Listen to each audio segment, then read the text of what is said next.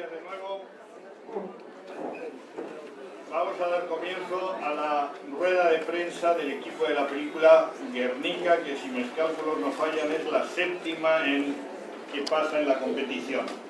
En el centro de la mesa está su director, Koldo Serra, a la derecha María Valverde, a mi izquierda Bárbara Goenaga, a la izquierda del director Ingrid García Johnson una vez más, a su izquierda Julián Villagrán, que también repite, y a la izquierda de Julián Villagrán los productores José Alba, Naikari Piña y Carlos Clavijo. ¿Todo correcto? Todo correcto, pero eso ya va con rintintín, ¿no? Pero ya va con segundas. Entonces, Koldo, si quieres dar comienzo introduciendo la rueda un poco. Esto no lo sabía yo. Si no quieres, no es obligatorio. No. ¿De qué tengo que hablar? Yo hablo mucho, nada más, o sea que... Bueno, no, pues... De la NECA, no sé, ya la habéis visto, es que no sé si es mejor que pregunten, pues eso, la NECA es lo que es la superproducción del festival, que en el fondo no ha sido tanto como que ha sido... ¿No se oye? ¿Ahora?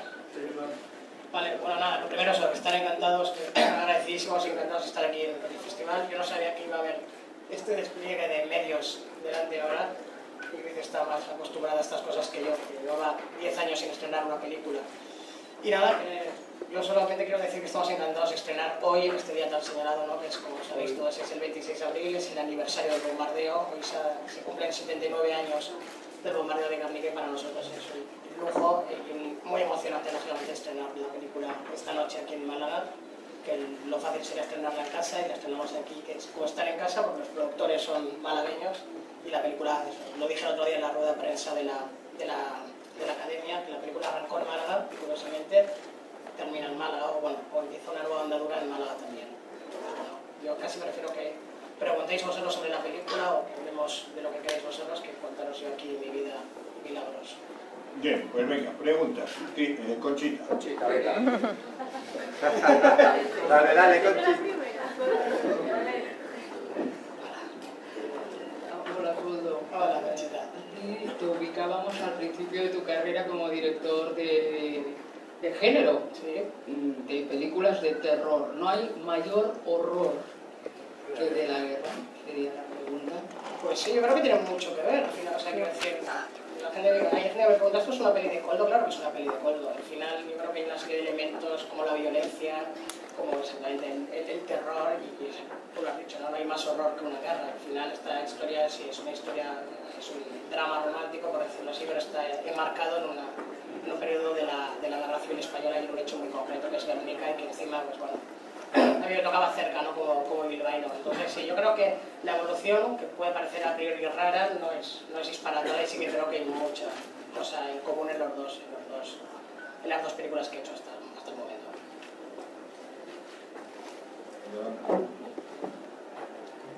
Hola, buenos días a todos, felicidades por el trabajo. Estamos hablando de una película basada en un hecho real y además un hecho real muy complicado, muy difícil y donde se habla de muchas cosas. ¿Cómo fue el rodaje, la minuciosidad de la documentación para que fuera creíble, no dañino y que fuera especial? Ese rodaje del bombardeo de Guernica que todos conocemos. Me gustaría que nos hablaras un poco de esto. Pues bueno, Carlos, guionista de la película, tendrá que hablar mucho del tema documentación a la hora de escribir, pero sí que hemos intentado nosotros por lo menos ser muy fieles, muy fidedignos a la época, al entorno donde se rodaba. Yo, como he dicho, soy vizcaíno y si no lo hago bien me dan de leches ahí, entonces hemos tenido con mucho cuidado y hemos tenido mucho mimo y hemos preferido quitar cosas de guión que no llegábamos a abarcar, ¿no? Porque al final hemos tenido un presupuesto que está muy bien, que es muy alto, pero no llegaba para lo que habíamos escrito al principio, que esto nos pasa mucho, que se nos va, y queríamos que el bombardeo estuviera muy bien contado, que tuviera la duración que tiene la película, que son 20 minutos, pero que el resto estuviera al mismo nivel. Y en ese sentido, pues como digo, nos documentamos muchísimo, incluso, bueno, ya si hablamos ya de niveles historia, hablamos con supervivientes, leímos muchísimos libros, tanto de periodistas, obviamente, escuchamos versiones muy diferentes del hecho a sí mismo, ¿no? Hemos oído de todo un poco en la fase de documentación y al final, bueno, hemos contado la historia que nosotros creíamos que había que contar, pero como digo, Carlos posiblemente puede apuntar más cosas del tema documentación a nivel de guión. Pues Pues, bueno, un poco lo que decía Koldo, ¿no? Cuando quieres abordar un proyecto de este tamaño, con todas las resonancias míticas y con fuerza histórica que tiene, pues es bastante complicado porque tendrás muchas dudas de cómo vas a abordar las cosas y que también el Hombre de Guernica se ha contado de una manera muy ideológica y nosotros queríamos hacer una película más humanista que pudiera ver la gente de todas las ideologías más que una película hecha desde un bando desde otro, ¿no? Al final lo que queríamos contar es lo que le pasa a gente que está haciendo su vida de manera normal y que su vida se la rompe por una serie de juegos que hay por encima y que ellos no controlan, ¿no? Si veis un poco la estructura de la película, están pasando cosas y también están pasando otras cosas que los personajes no saben que va a condicionar su futuro y de una manera muy importante, ¿no?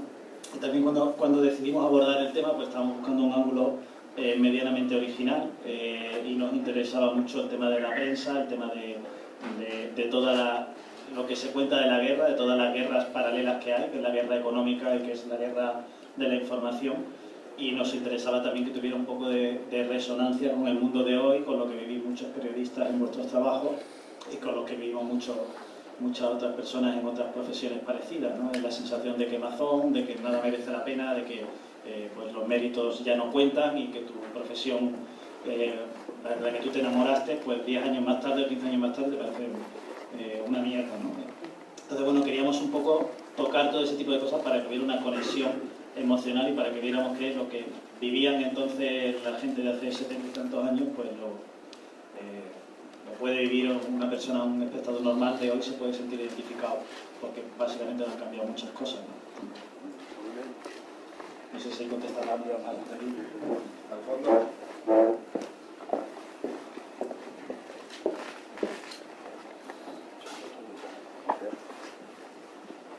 Buenas tardes, enhorabuena por la película. La pregunta que yo tenía es sobre el tema del idioma. Habéis rodado en varios idiomas, evidentemente. Sé que María no es la primera vez que trabajas con varios, trabajas en inglés, por ejemplo, que no es la primera vez. Julián, yo no sé si es tu primera vez, ¿qué tal ha sido el tema del rodaje en inglés? Y luego también el saber cuándo se estrena y si el tema del estreno de la película se hace tanto en versión original y luego si hay una versión doblada para el resto de España, y cómo sería el tema de si ha sido difícil el tema del doblaje, si habéis tenido que cambiar algunas cosas, en el caso que se haya hecho, claro. Bueno, así en general decidimos rodar en los idiomas originales, a empezar porque la distribuidora nos lo permitió, cosa que es de agradecer, porque al principio teníamos en mente rodar toda la película en inglés, pero la coherencia nos decía que los personajes locales tienen que hablar en castellano y en euskera, los extranjeros en inglés, cuando hablaban con ellos, los locales en inglés, lógicamente, y los alemanes en alemán, ¿no? Estas cosas de Michael Caine haciendo de nazi y hablando en inglés, como que no lo queríamos, además jugaba a favor el que hubiera diferentes idiomas, porque al final Carlos ha hablado del punto de vista, el punto de vista de la película es el de un reportero extranjero que no tiene nada emocional con el sitio donde está, y el idioma hace que todavía la barrera sea mayor, ¿no? Al final no te implicas emocionalmente y por ahí queríamos contar la historia. Dicho esto, la verdad que ha sido un lujo tener a unos actores que hablan inglés como lo hablan, además de que María e Irene, porque Bárbara lo lleva ya de serie, han tenido que rodar en euskera. Como sabéis, las dos son actrices madrileñas y han trabajado con una cruz para conseguirlo, pero todo esto yo creo que enriquece, ahora dejo que hable, pero Ingrid lo mismo, Ingrid hace de una reportera extranjera y habla inglés también maravillosamente, entonces por ese lado para mí yo creo que es todo enriquecedor para nosotros a la hora de trabajar y por supuesto a la hora de ver la película, que se estrenará doblada y habrá copias en versión original subtitulada, que es lógicamente como yo creo que habría que ver todas las películas, no esta, evidentemente, todas. Entonces, bueno, pero en este caso hemos intentado que juegue a favor de la historia el hecho de que los idiomas sean los propios de los personajes. Entonces, Julián. Yo creo que es mi segunda de inglés. Hice un año anterior una se llama Wild Oats, con Jessica Lange y Shirley MacLaine. Tenía que coincidir con ellas en un taxi. Y esta es mi segunda. No todos los días se coinciden así, con Shirley MacLaine nada más. Bueno, yo creo que, buenas tardes a todos, lo interesante de rodar en otros idiomas es que te da mucha libertad a equivocarte. y creo que a veces tendemos a hacer personajes que no se equivocan, y creo que el lenguaje te da esa herramienta que es la no perfección. Y en este caso, la verdad que fue una aventura el poder hablar euskera, porque yo no sabía lo que estaba diciendo. O sea, había momentos que tenía una secuencia en inglés, tenía alguna frase en castellano y luego tenía frases en euskera, y me volvía loca, porque además era como que me las tenía que ir diciendo por aquí para que yo poder decirlo, porque era como una canción. Pero es interesante, y yo ojalá o sea, egoístamente me gustaría que la gente viera la versión original, sobre todo porque hay un trabajo actoral y nos hemos dejado el cuerpo y el alma en esos personajes que tienen esa voz, pero respeto el doblaje. Pero hasta ahí. Gracias. Pero bueno, yo como director dirigí a actores alemanes y no sabía lo que decían. O sea, a mí por el tono me parecía que sí, que estaban diciendo que había que bombardear Guernica. Podrían estar hablando de sangría, lo que sea. Al final nos hemos comunicado todos en inglés, que es lo maravilloso, ¿no? Al final todos nos hacemos entender, porque los actores británicos no hablaban una palabra de castellano, el actor alemán, bueno, sabía decir sangría, pero no sabía hablar de castellano, y aunque tiene una secuencia en castellano la película, también él se atrevió a rodar una secuencia en castellano, y bueno, pues yo creo que todo eso ha sido enriquecedor, como decía, para la película. Bueno, antes que nada, felicidades por la coyuntura histórica. Creo que es algo importante. Yo soy mexicano y creo que pese a ser mexicano, no hay mexicano que no esté ajeno, no tenga un amigo, un conocido que haya sufrido de alguna manera, de una forma muy cercana, una no tanto, pero esto no es nada ajeno a nosotros. Quisiera preguntarte cuál fue el costo de la producción, cuántos meses, y después de todo este trabajo, esta filigrana de idiomas, de ligar, ¿han podido luchar contra el doblaje, que todo sea en español? Bueno, respecto a lo del costo y todo eso, igual he sido el productor, porque yo hubiera necesitado más dinero, hubiera tenido más dinero y más semanas de rodaje. Rodamos la película en menos de 8 semanas. Sí, se rodó en 7 semanas y 4 días. Me quitaron 3 durante el rodaje. Pero lo conseguimos, tenemos todo lo que queríamos rodar y se rodó con un presupuesto cercano a 6 millones de euros. Y bueno, no sé si quieres añadir algo como productor. Ahora que estoy diciendo público que me quitaste 3 días de rodaje. Si quieres añadir. Se los quité, pero no los tengo yo. O sea, no teníamos lo que teníamos y ajustamos el plan al dinero que conseguimos.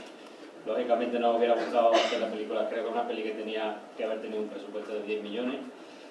Pero creo que el equipo, y Koldo dirigiendo el equipo y todo el equipo que hemos tenido, empezando por arte, vestuario, efectos especiales físicos, digitales, etcétera, etcétera, han hecho que la peli parezca que ha costado 10. O sea que entiendo que es mérito suyo haberle dado la vuelta al castigo que les puse, que era, bueno, que me lo pusieron a mí también primero. O sea que en ese sentido, bueno, pues siempre quieren más, pero teníamos lo que teníamos y teníamos que sacar el máximo partido. Y respecto a lo del doblaje, como decía antes, habrá versión original subtitulada, algunas copias, pero la mayoría será doblado, que es lo que más se consume en este país. Esperemos que fuera, lógicamente, se vea, lógicamente no, se verá en inglés, alemán, castellano y euskera. ¿Se ha visto en inglés? Sí, es más así. Hola, ¿qué tal? Estoy aquí al fondo. Koldo, quería preguntarte cómo has lidiado con la responsabilidad de hacer esta película, ¿no? Se va a cumplir los 80 años, hoy los 79. Creo que es la primera película que se hace en España sobre Guernica.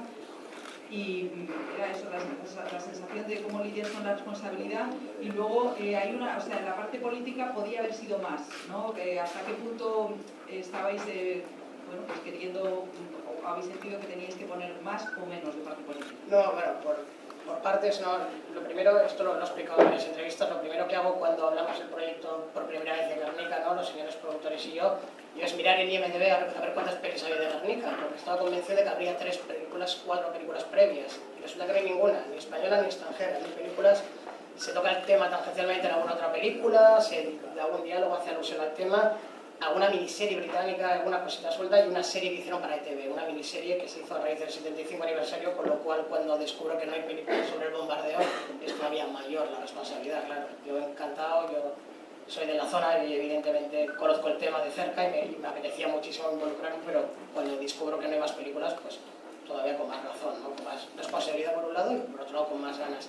Respecto al tema político, yo creo que es una cosa que ya desde el guión se marcó, que la idea no era hacer una película sobre la guerra civil, era una película en la que no se hablaba tanto de ideologías, aunque también comentaba antes que ya nos están dando leches por todos los blogs y por todos los sitios, ya que sí, o sea, antes de estrenar la película, incluso el pase de hoy ya, que es otra peli de rojos, muy rojos, y que la película no va de esto. Hemos intentado, hecho yo creo de una manera deliberada, en hablar de otro tema, en hablar en este caso pues, del punto de vista exterior, como decía, y hablar de un tema que podría haber ocurrido en 3D, o sea, la película es universal en ese aspecto. Tenemos una estructura de guión de unos personajes que pueden haber estado en cualquier otro lugar del planeta, en cualquier otra guerra, en cualquier otro bombardeo del lado que fuera, y nosotros justamente lo que queremos hablar es eso, de personajes en el centro de una guerra, de cómo todo el mundo sufre las consecuencias de un lado y del otro, y en este caso hablar también de un hecho histórico como el bombardeo de Guernica, que no fue el más cruento, ni el más duro, ni el que más víctimas tuvo, pero sí el que pasó la historia. Entonces, no nos interesaba tampoco el meternos en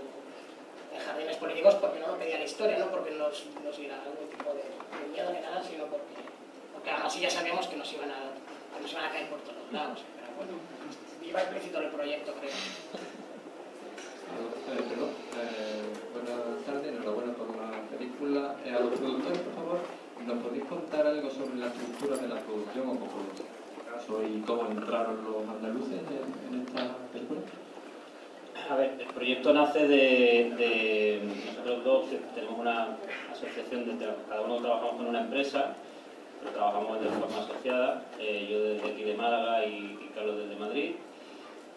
Y nada, pues empezamos a levantar el proyecto desde cero, desde el título, no teníamos absolutamente nada, y poco a poco, la historia es larga porque han sido 5 años de producción, pero poco a poco se fueron incorporando activos al proyecto. Primero fue TV y Canal Sur, cuando llegó Coldo establecimos una coproducción con Sayaka, que es la que finalmente ha hecho la película, son las tres empresas Madrid, Málaga y Bilbao, y luego pues, poco a poco hemos ido levantando todas las partes del proyecto, eso, Canal Sur, ETV, Euskaltel, Televisión Española, y por la parte de instituciones, pues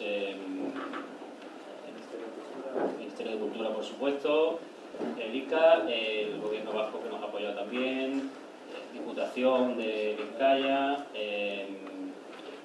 Ayuntamiento de Bilbao, Basquetour. En Bilbao, o sea, en Vizcaya y Bilbao hemos tenido un apoyo increíble, no solo a nivel económico, sino con la Bilbao Vizcaya Film Commission han sido nuestros ángeles de la guarda allí, nos han ayudado una barbaridad.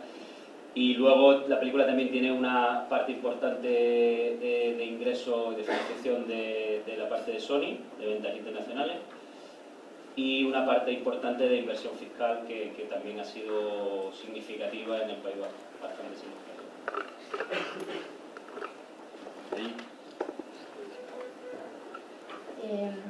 Buenas tardes, me gustaría daros la enhorabuena por esta magnífica película, y como veo que la habéis querido centrar en la prensa, veo que no habéis querido dejar de lado la labor de los fotógrafos de guerra en la Guerra Civil Española.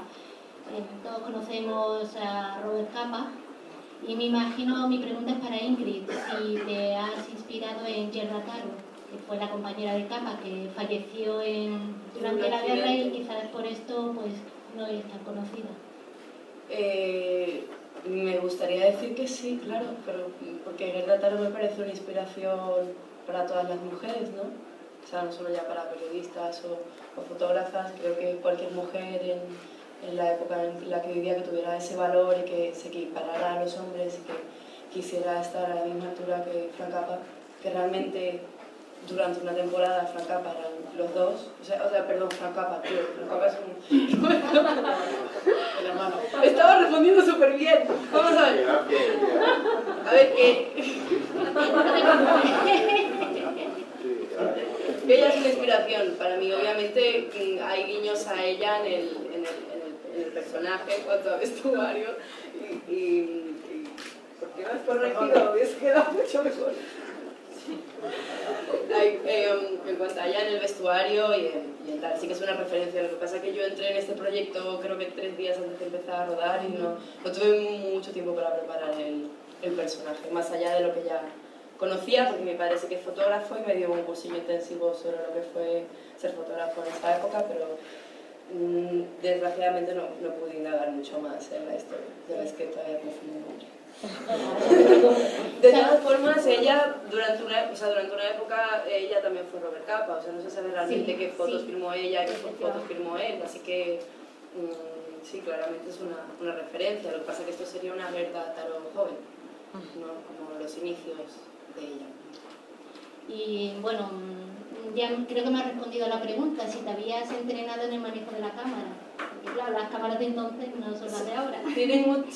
Son muy diferentes. Sí, bueno, yo tengo la suerte de que mi padre es fotógrafo, ya te digo, entonces el revelado analógico y todo eso lo he compartido con él desde pequeña, siempre hemos estado en la cámara oscura, el cuarto oscuro, cámara oscura, como se dice ahora. O sea, sí, lo que sé es por suerte que tengo un fotógrafo cerca. Muchas gracias. Allí. Hola, Coldo, ¿qué tal?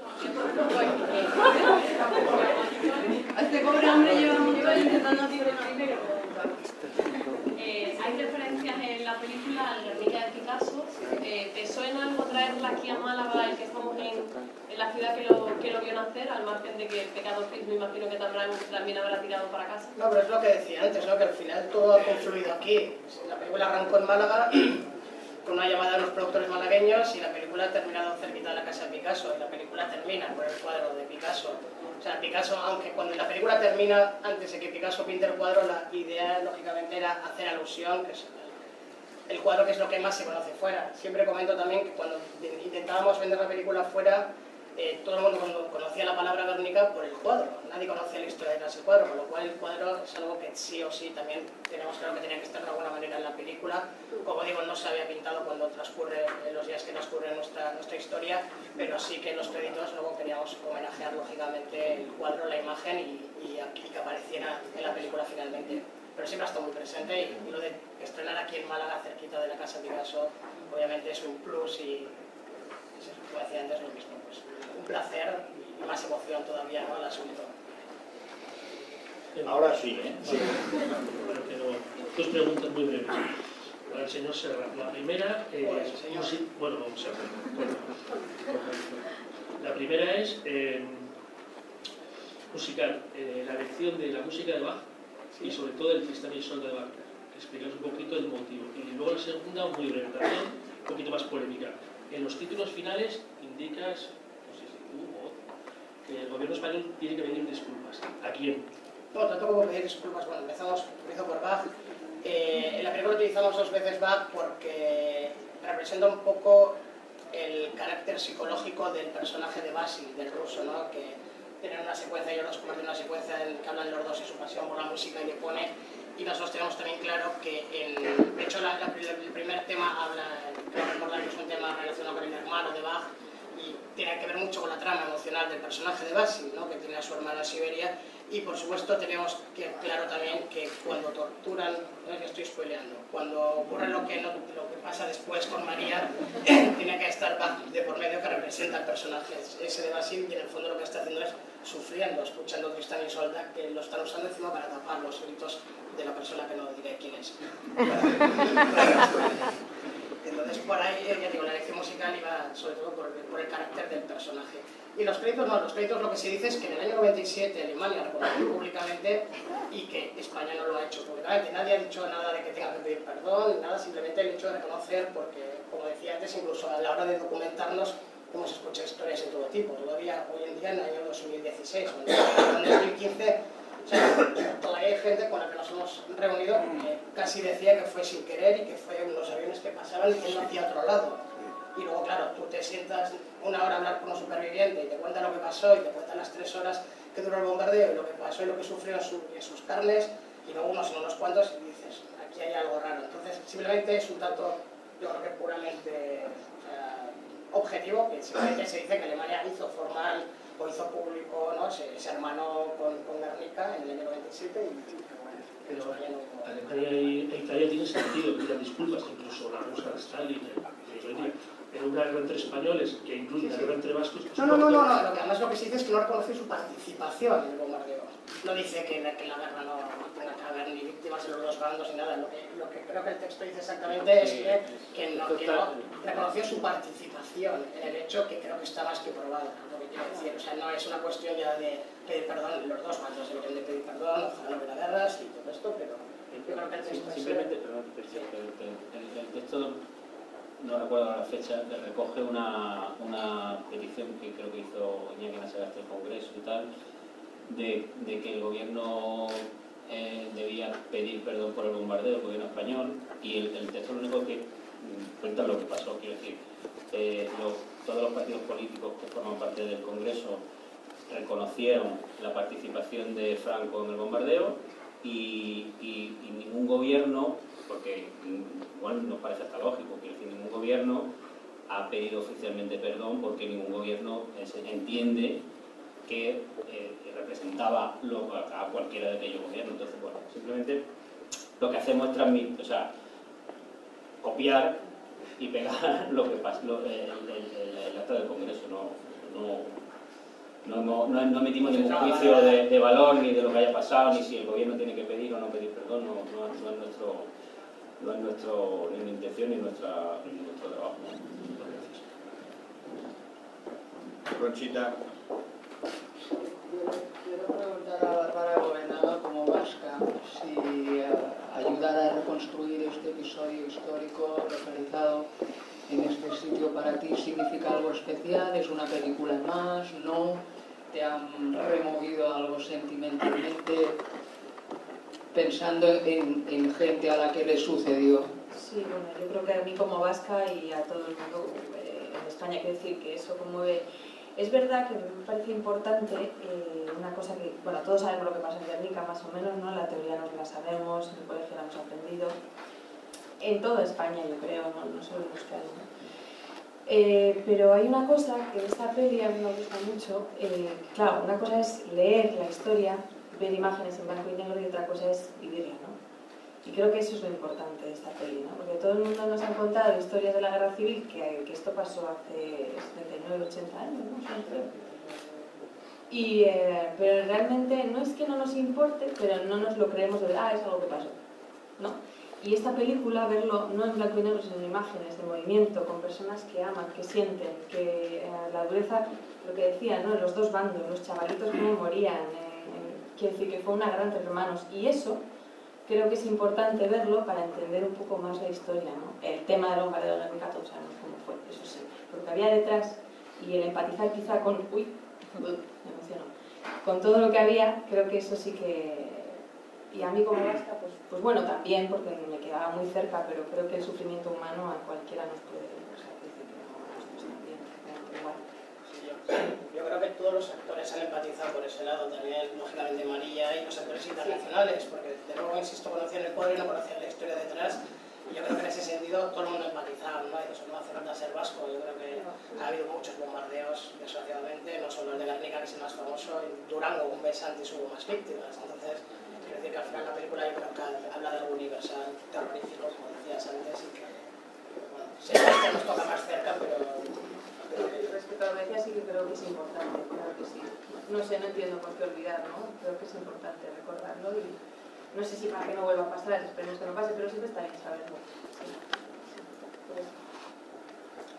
Siguiente pregunta.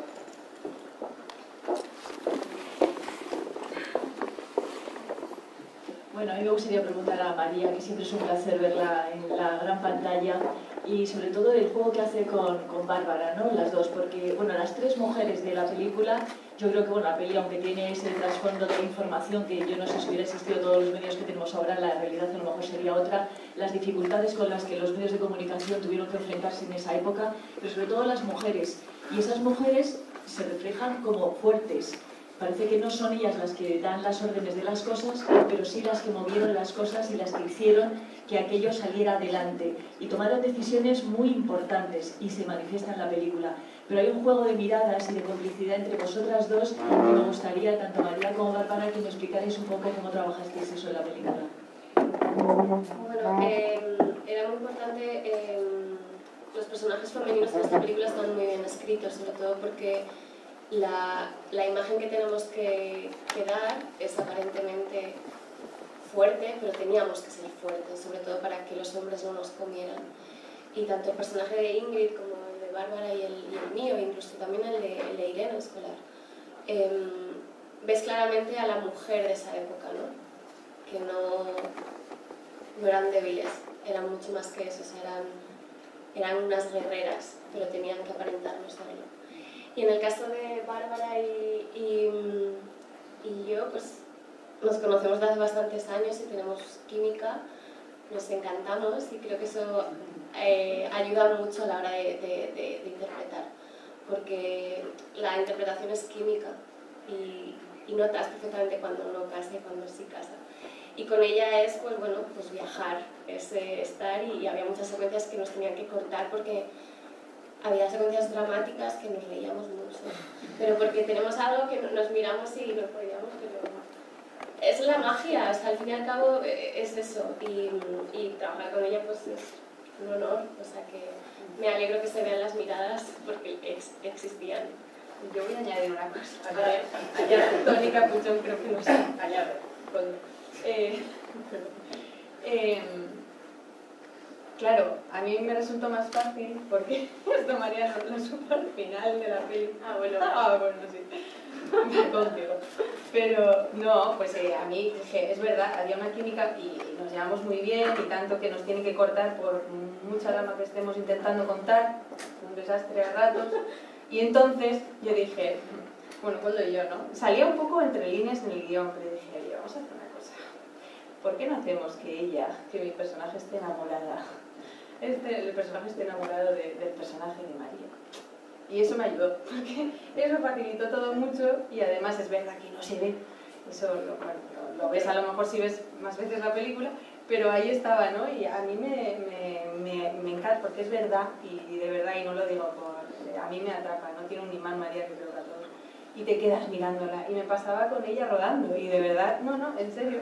Y Coldo y yo hicimos ese juego, y María no lo sabía, yo pensaba que sí, al final del rodaje, un comentario, me avergoncé mucho porque es que no le habíamos contado a ella. O sea, estábamos haciendo todo el juego nosotros, sin que ella lo supiera, ¿no? Pero con mucho, ¿no? Sí, con patatas. Yo creo que todo eso está en la película y que todas esas miradas cómplices que dices, sobre todo, si siempre además son...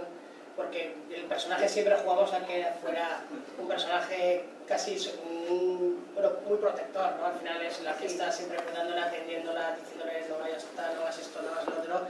Y lo jugamos eso, desde el lado de la admiración y desde incluso, ¿por qué no?, el amor, ¿no? Que también, pues eso, el personaje de María al final centró muchos otros personajes, ¿no? Sí, celosa de todo el mundo. Nosotros lo jugamos por ahí sin que lo supiera María y yo creo que sí está en la pantalla, ¿no? Y además yo creo que también ayudó mucho a Bárbara a que el lenguaje corporal de ella fuera diferente. Incluso a la hora de buscar vestuario, buscamos un vestuario más masculino para Bárbara, para jugar a todo esto, así más de chico. Ayer, eso sí está claro. Cuando vi la película ayer decía, Dios mío, es que parece un chicazo, vasca. Ya está. Ahora las vacas somos burras. Ahora ya no puedo volver a casa. Pero jugamos por ahí el personaje y nos encanta que digas eso y eso se ve que la complicidad entre ellas dos es la película. Perdón, era un broma. De mujeres vascas. Vamos a tener que ir terminando, así que última pregunta, por favor. Tampoco es obligatoria la última. ¿No hay más preguntas? Bien, pues muchísimas gracias al equipo de Guernica, que tengáis mucho éxito.